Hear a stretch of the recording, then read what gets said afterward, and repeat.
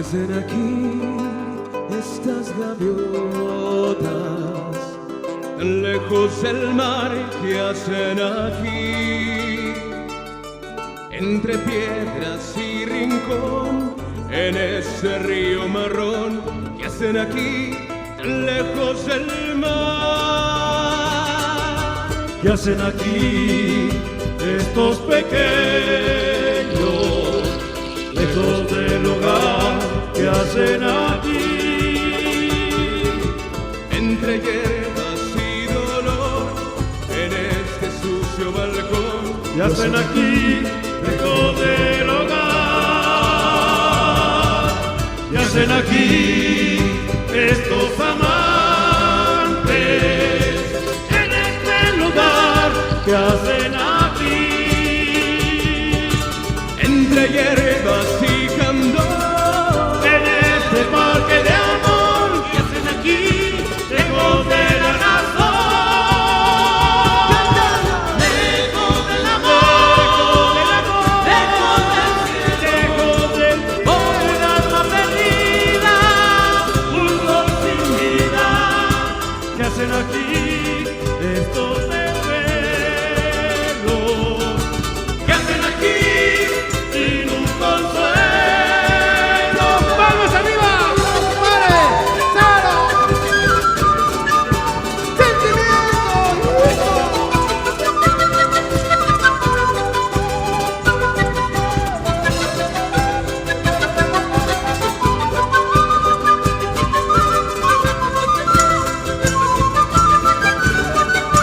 ¡Otra vuelta, compadre!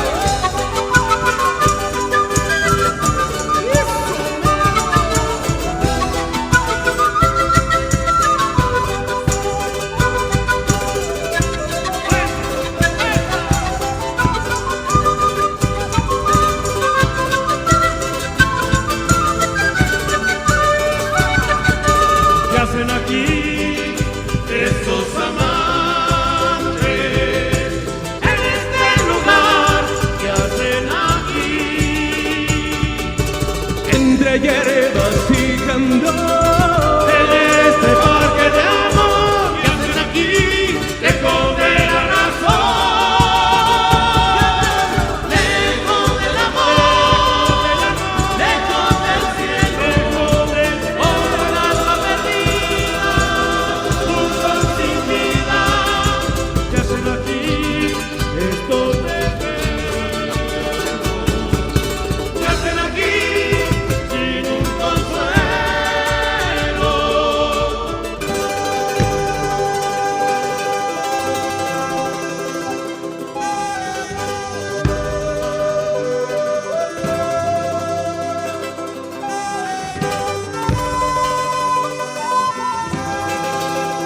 ¿Qué hacen aquí? ¿Qué hacen aquí?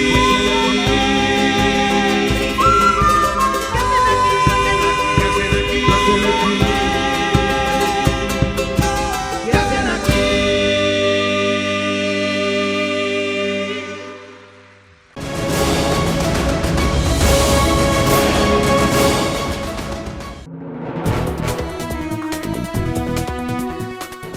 Amigos, hoy en nuestra sección de salud tenemos al doctor Felipe Pacheco Pineda. Él es médico cirujano, egresado de la Facultad de Medicina de la Unidad Saltillo y posteriormente hizo su especialidad en la Clínica 25 de Monterrey. ¿Así es, doctor? Así es, Betty, en el Instituto Mexicano del Seguro Social, muy orgulloso de ser egresado de esa institución, como de la Universidad Autónoma de Coahuila, así del IMSS también, orgulloso de ser egresado.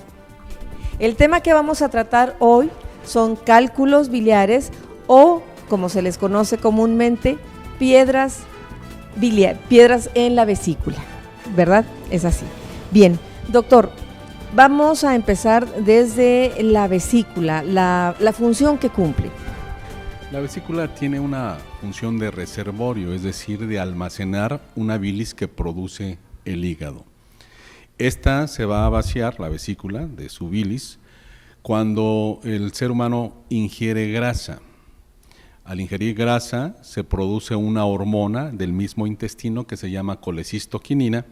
Esta colecistoquinina viaja por la sangre, llega a la vesícula y estimula el músculo liso de la vesícula para que se contraiga y se vacíe esta.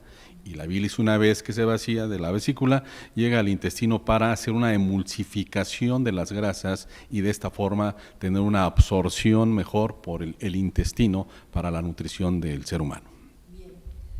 Entonces, podemos entender que es básicamente la alimentación lo que produce estos cálculos biliares.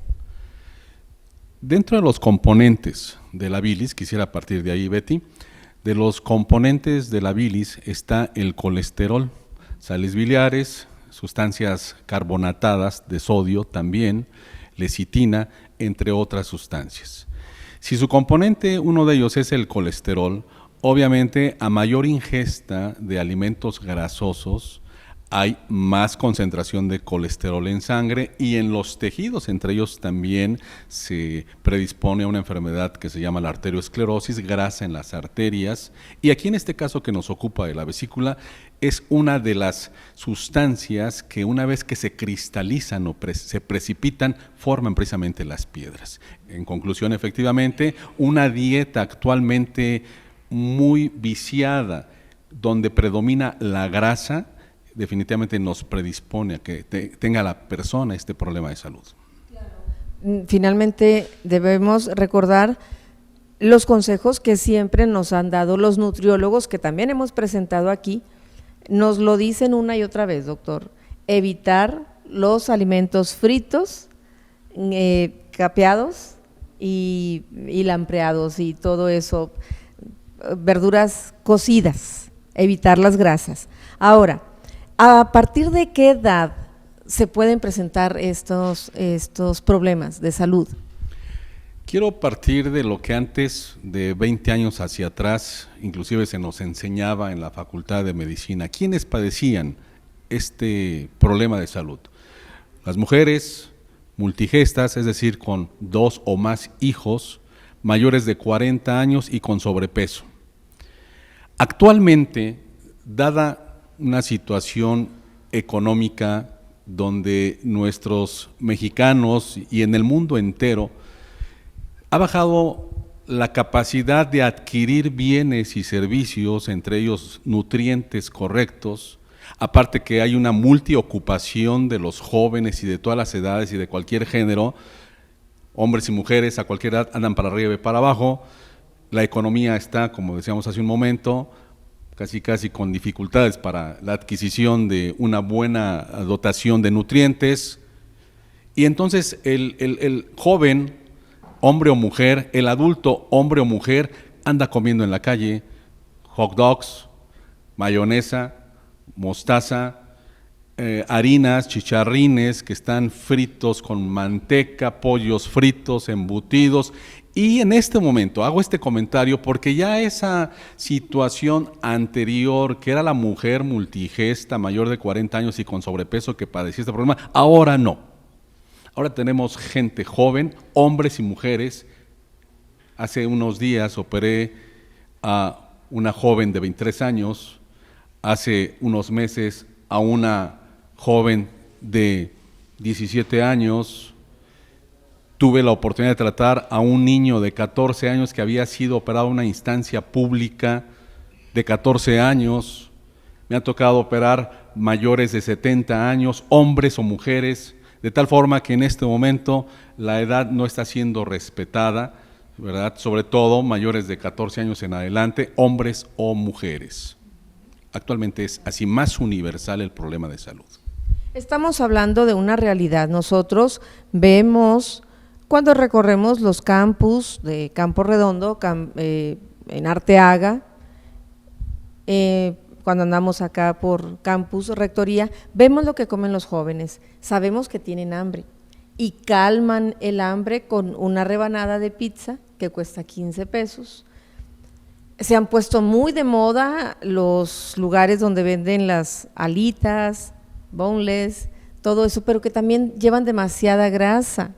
Ahora, doctor, no entendemos y no, los médicos hacen mucho hincapié, insisten mucho en la medicina preventiva, la cual no es una cultura que tengamos en México, desgraciadamente. Nacemos, en la mayoría de los casos, con un cuerpo sano.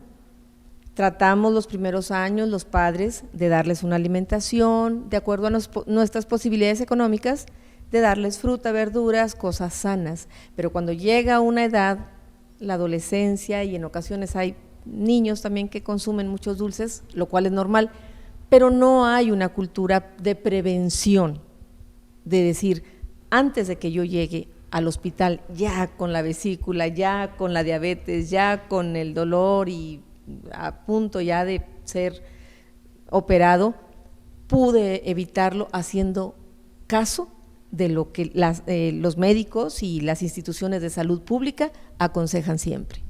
Correcto. Sí es prevenible en un buen porcentaje de casos. Sin embargo, hay otro factor que es lo heredo familiar, lo genético, que a veces nos predispone a tener problemas de salud, y la vesícula, aunque en menos intensidad, pero no es la excepción. Sin embargo, efectivamente, con un régimen dietético correcto, basado en proteínas, en verdura, fruta, en lo mínimo necesario de la grasa correcta y de carbohidratos con una dotación mínima necesaria, evitar el sobrepeso, tener ejercicio físico continuo, definitivamente son medidas que nos ayudan a prevenir este tipo de problemas también, con un porcentaje quizá no cuantitativamente importante, pero sí funciona tener el hábito higiénico dietético correcto para este tipo de problemas también. Ahora, un paciente sin problemas de cálculos biliares, su vesícula está bien, o sea, nos damos cuenta de que está bien si no hay molestias, si no presentamos esos antecedentes de la familia, de que papá, mamá, alguien lo haya tenido, pero cuando ya alguien se presenta la situación, ¿cuáles son los síntomas, doctor? ¿Qué síntomas? Como una persona que no hay en su familia, nadie padeció de eso, ¿cómo se puede dar cuenta antes de que llegue a un caso ya más grave? ¿Cómo se puede dar cuenta de que empieza ya a tener problemas con la vesícula? Es clásico el dolor que aparece, el dolor en la parte alta del abdomen, del lado derecho, como en su momento lo explicaremos con imágenes. Es el dolor que aparece en lo común, sin que sea la regla, después de comer grasa. Se come grasa y, como hace unos momentos comentábamos, se produce una hormona que es la colecistoquinina.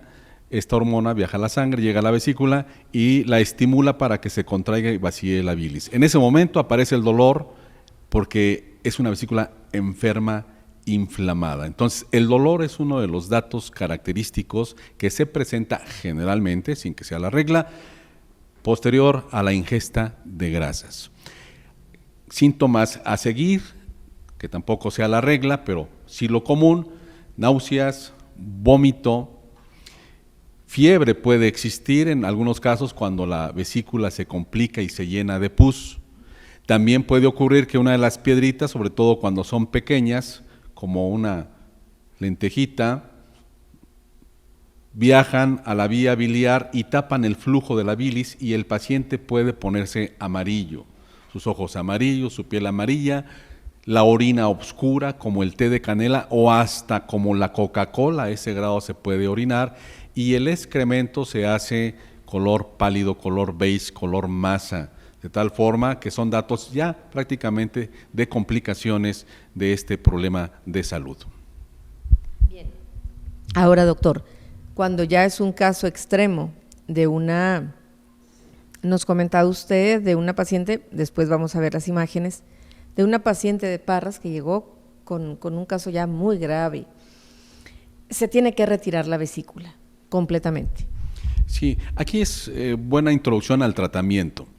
Una vez que los pacientes de cualquier edad, de cualquier género, y hay síntomas que se hagan sospechar la presencia de una vesícula enferma, lo ideal de forma muy oportuna es iniciar con un protocolo de estudio que consiste en exámenes de sangre, biometría hemática, química sanguínea, prueba de funcionamiento hepático, tiempos de coagulación, y el gabinete que solicitamos siempre es un ultrasonido de abdomen superior.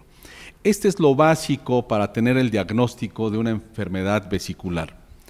En este caso, que ahorita comentaba Betty, son casos donde está muy engrosada la pared de la vesícula, con una piedra única fue este caso, inflamada de una forma sorprendente, al grado de que técnicamente se batalla un poquito, muchas veces para ya sacarla de la pared abdominal.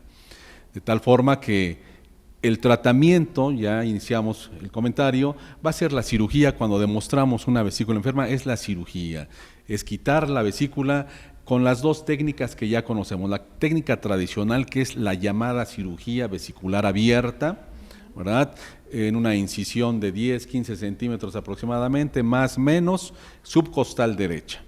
O bien la cirugía laparoscópica, donde puede hacerse con 3 puertos, 3 heridas pequeñas o hasta 4 para retirar este órgano enfermo.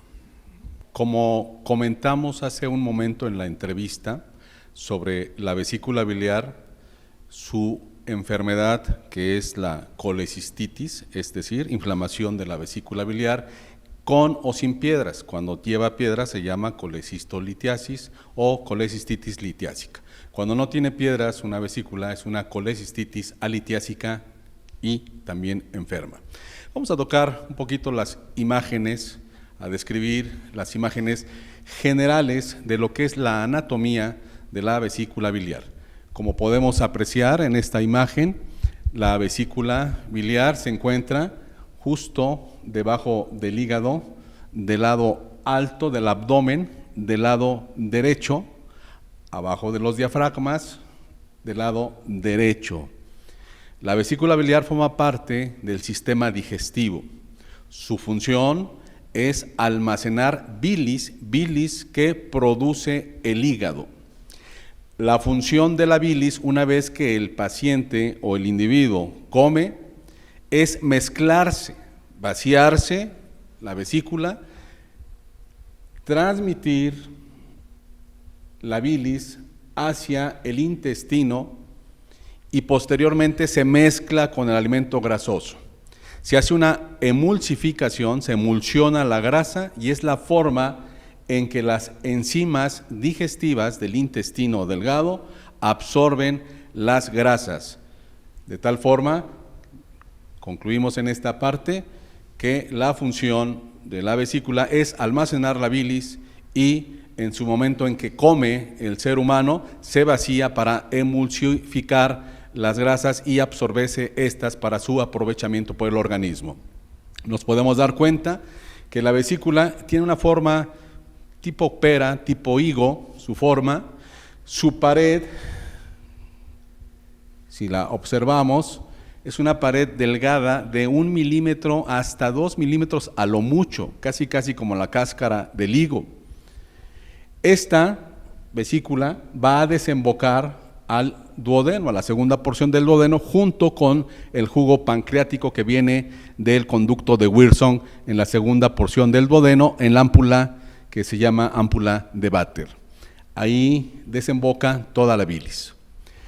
Aquí observamos en esta imagen algo anormal, algo ya de enfermedad, que son las piedras.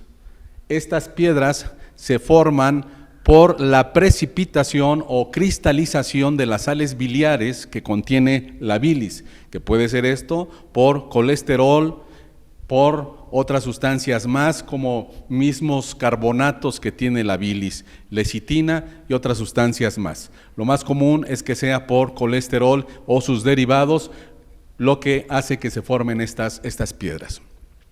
Vamos a pasar a otra imagen donde, en lo personal como cirujano, que tengo el honor de ser egresado de la Universidad Autónoma de Coahuila, Unidad Saltillo, Facultad de Medicina, vamos a hablar de este problema que me tocó a mí operar en el Hospital del Magisterio, donde actualmente soy cirujano el turno matutino.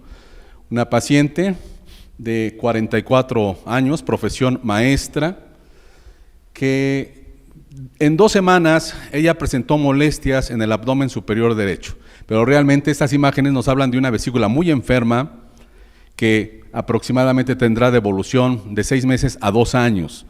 Y es aquí uno de los problemas de esta enfermedad, como muchas enfermedades que están silenciosamente presentes, es decir, no hay manifestaciones clínicas de lo que es la enfermedad. Y así pasó con esta maestra, tenía 1 a 2 semanas de evolución. Vamos a observar esta vesícula, pusimos aquí esta pinza, una pinza de disección, para que veamos la comparación. Esta pinza aproximadamente mide 20 centímetros, lo que nos da a entender que esta vesícula medía aproximadamente, ya sin bilis, 20 centímetros aproximadamente. Y veamos la pared, es decir, la cáscara de la vesícula, aquí está abierta en sentido longitudinal, y vemos la pared que es gruesa. Aproximadamente tenía 2 centímetros de grosor, es decir, 20 milímetros. Normalmente decíamos que es de 1 a 2 milímetros, y aquí era de 20 milímetros aproximadamente, muy gruesa, 2 centímetros es muy gruesa.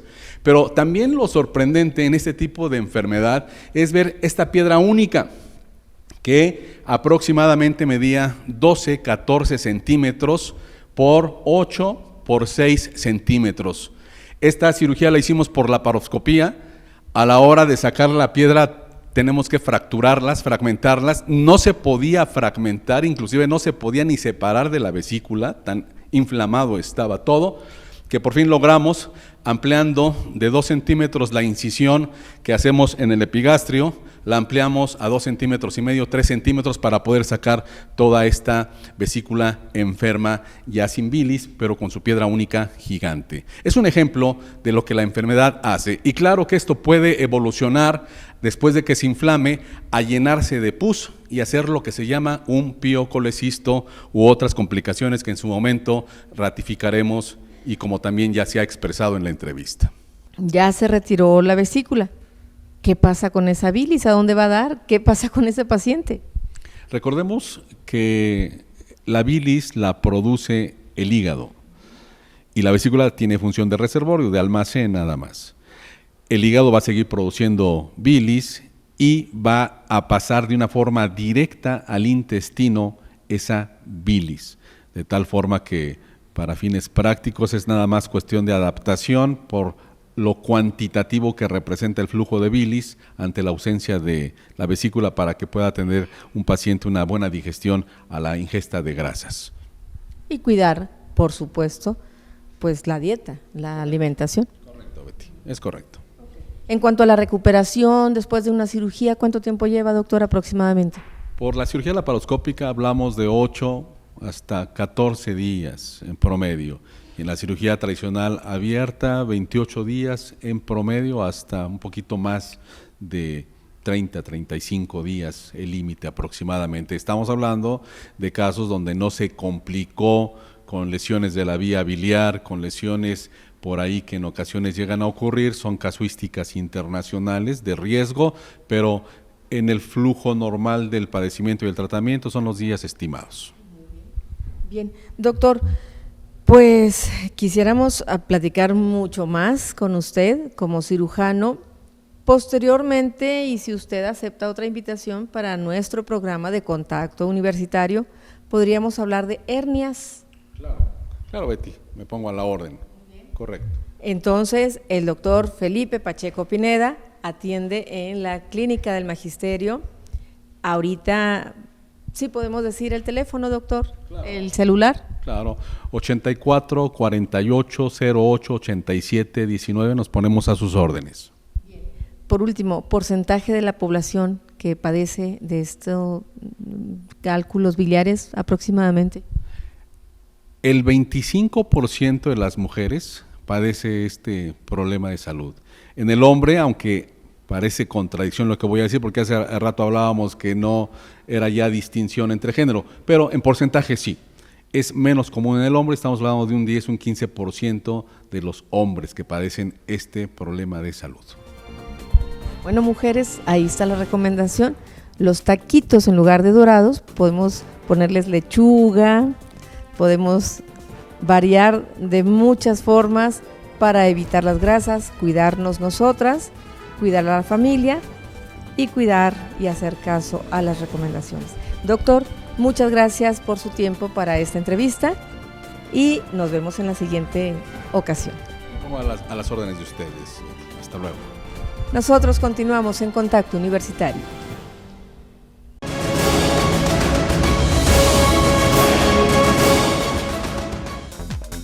El doctor Enrique Reyes Chávez es catedrático de la Universidad Autónoma de Coahuila. Él es investigador y profesor de tiempo completo en la Escuela de Artes Plásticas Rubén Herrera. Es doctor en investigación e innovación educativas y tiene una maestría en psicología clínica. Realizó una especialidad de inglés en Inglaterra y es licenciado en psicología educativa por la Universidad Salesiana y realizó un diplomado en arqueología en Israel. Hoy, en Contacto Universitario, el doctor Enrique Reyes nos hablará de la psicología en el arte y el entorno de los artistas plásticos en la cultura. El contexto histórico es un factor fundamental para entender al artista. El Renacimiento tuvo su auge, un renacer en relación o con relación a la época medieval. Tuvo su auge, tuvo su momento, y el Renacimiento se entiende en el contexto, se entiende en el momento histórico. Y también, aparte del momento histórico, depende también de las personas o creadores. Y así en la historia, el momento y la personalidad del artista son fundamentales para entender este fenómeno como algo holístico, es decir, no desmembrado la historia, el contexto y la personalidad, e incluso la técnica, porque hay factores objetivos en el arte, como es la técnica, son los instrumentos, es el momento, es la historia. Y por otra parte hay factores subjetivos, es decir, la interioridad del artista, que es lo que plasma.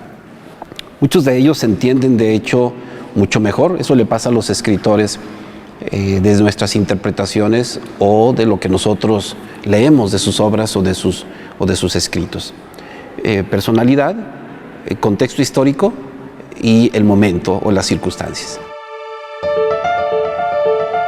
Los artistas contemporáneos establecen que cualquiera puede ser un artista, pero hay sus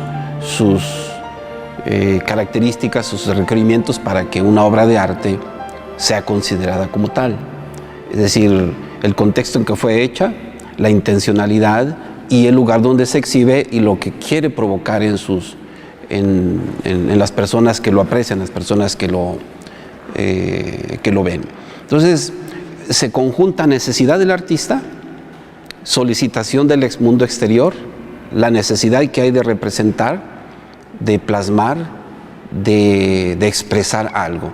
Y entonces estamos conjuntando la necesidad del artista, que parte también de su creatividad, y lo que le está solicitando el mundo exterior. Por ejemplo, yo considero que hoy el artista ha tomado el lugar del filósofo en nuestro contexto o en nuestra universidad. La universidad tuvo una facultad de filosofía que después conjuntaron con otra facultad, ahora es Facultad de Ciencias, Educación y Humanidades, también Facultad de Letras, Facultad de Historia y Facultad de Artes.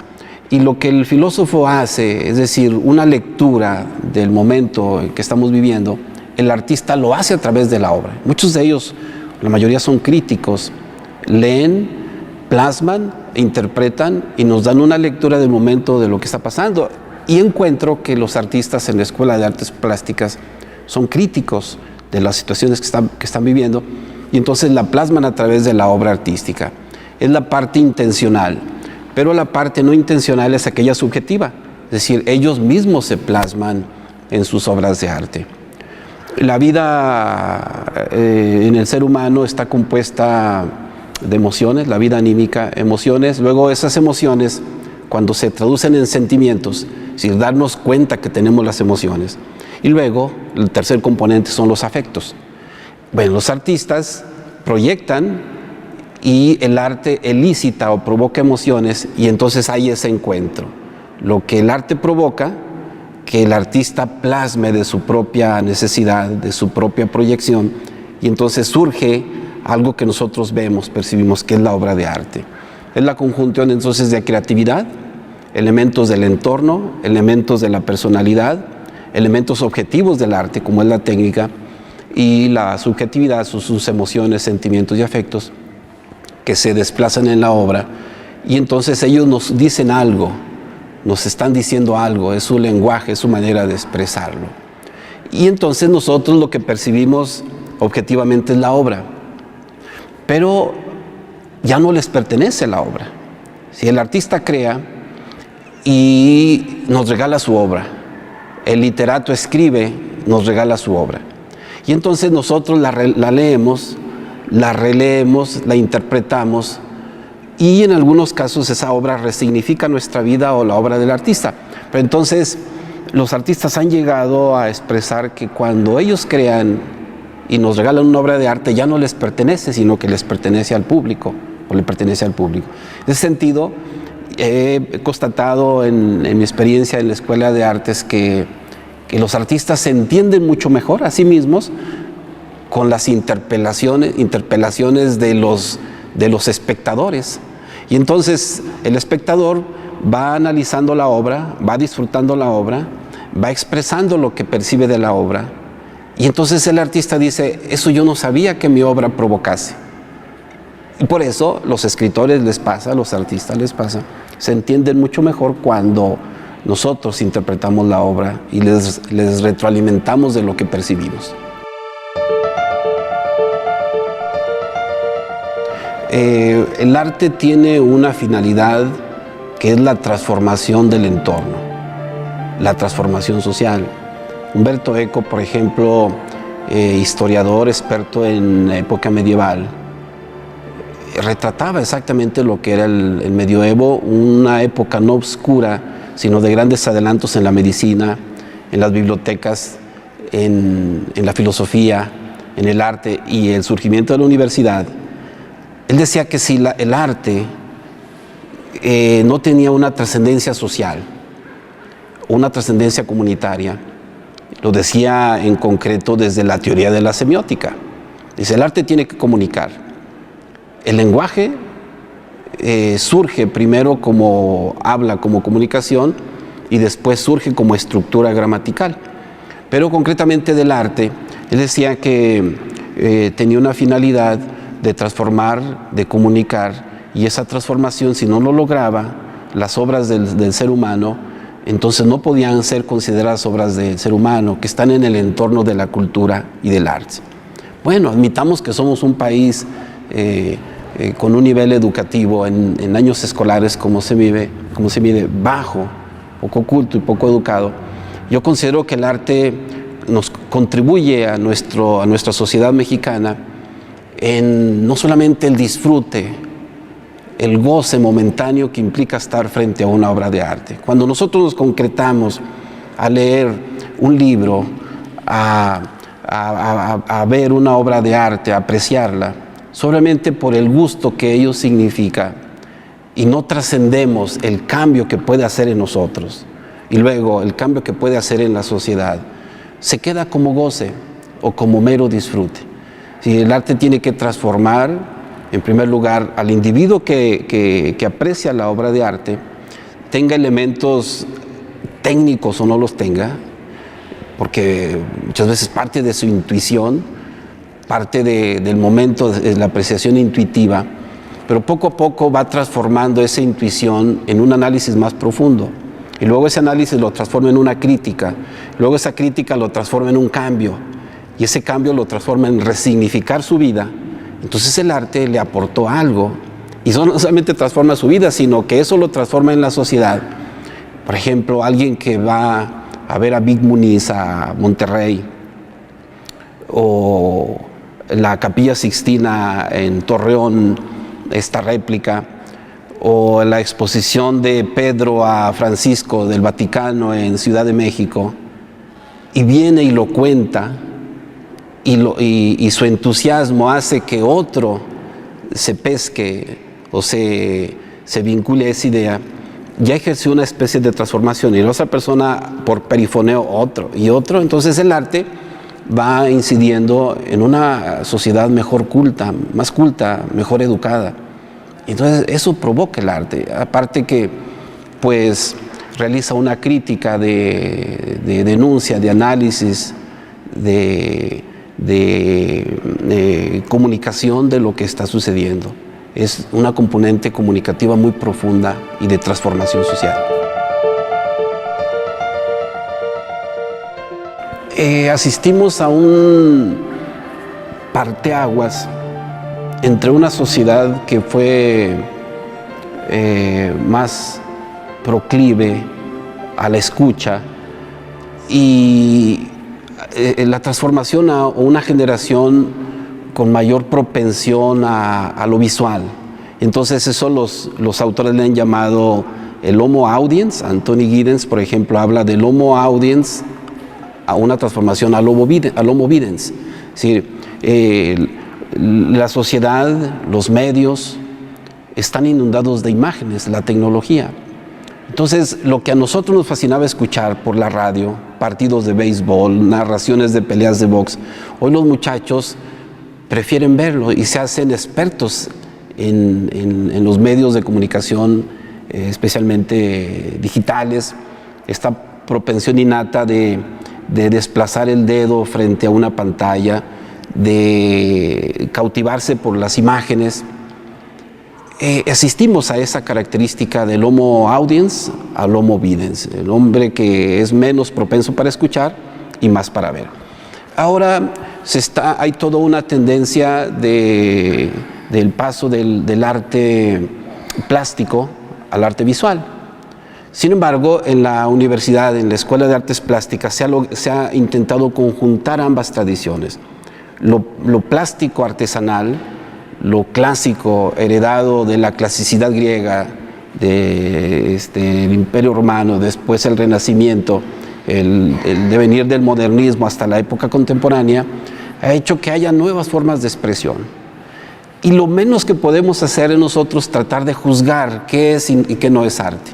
Simplemente son expresiones, y expresiones del ser humano, por lo que hablábamos del contexto. Entonces, hoy hablamos de arte visual. Y ese arte visual es resultado de una característica de esta nueva generación que hemos tipificado a veces arbitrariamente como generación millennial, como generación X, XY o generación Y.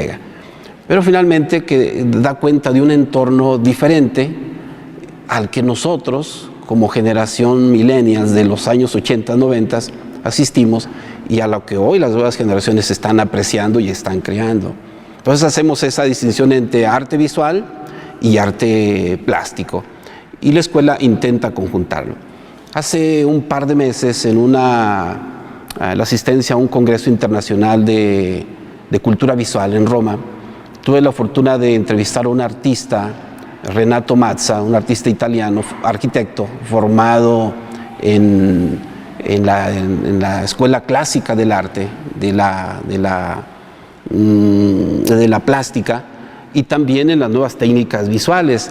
Y él decía, son expresiones, no debemos aproximarnos a ellas desde un punto de vista del juicio, sino analizarlos y en todo caso apelar a la interpelación del artista, que lo que quiere es provocarnos para que nosotros descubramos ahí lo mínimo de la belleza, la verdad y la bondad en el arte que nos provoca.